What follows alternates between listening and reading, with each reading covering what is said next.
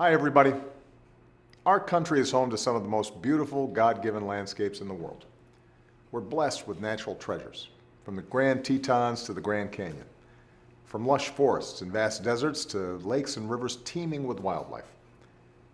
And it's our responsibility to protect these treasures for future generations, just as previous generations protected them for us. Since taking office, I've set aside more than 260 million acres of public lands and waters, more than any president in history. Last month, we announced that 11 states had come together with ranchers and industry groups to protect a threatened species, the sage grouse, without jeopardizing local economies.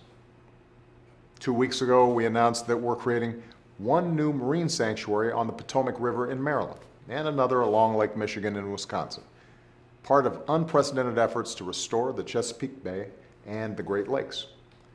We also joined a coalition of countries cracking down on illegal fishing that threatens jobs and food security around the globe. And I'm going to keep protecting the places that make America special and the livelihoods of those who depend on them.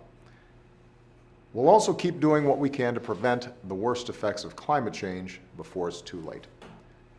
Over the past 6 years, we've led by example, generating more clean energy and lowering our carbon emissions. Our businesses have stepped up in a big way, including just this past week. Some of our biggest companies made new commitments to act on climate, not just because it's good for the planet, but because it's good for their bottom line. This is how America's leading on the environment. And because America is leading by example, 150 countries, representing over 85% of global emissions, have now laid out plans to reduce their levels of the harmful carbon pollution that warms our planet. It gives us great momentum going into Paris this December, where the world needs to come together and build on these individual commitments with an ambitious long-term agreement to protect this earth for our kids. Now Congress has to do its job. This month, even as Republicans in Congress barely managed to keep our government open, they shut down something called the Land and Water Conservation Fund. For more than half a century, this fund has protected more than 5 million acres of land, from playgrounds to parks to priceless landscapes, all without costing taxpayers a dime. Nearly every single county in America has benefited from this program. It has bipartisan support in both the House and the Senate.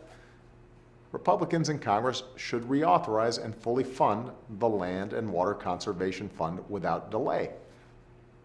After all, as Pope Francis reminds us so eloquently, this planet is a gift from God and our common home.